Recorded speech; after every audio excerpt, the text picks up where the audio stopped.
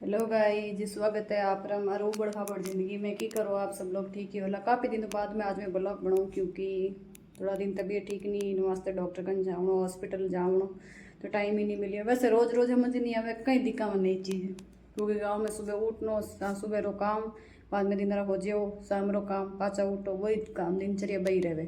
और अब वैसे भी शाम री बज रही है 6-9 तो अब मैं निकालूँ झाड़ू। तो अपन ली वहाँ झाड़ू हाथ में और पूरा घर निकालना झाड़ू। वैसे थान मार ब्लॉग कड़ो लगे तो जरूर बताइए और ज़्यादा से ज़्यादा सपोर्ट कर दियो, कमेंट लाइक शेयर कर दियो। झाड़ू निकाल दियो और बर्तन साफ कर दिया। बाहर जान देखा कि बाहर कौन कौन बैठा कौन कौन आता ही करे। और बाहर जान दे के बाहर मम्मी वगैरह सब बैठा है। बाहर 6 महीने लेटरिन बाथरूम में 6 महीने और सब बातें करिए। आप ऊपर धुन में है सब लोग।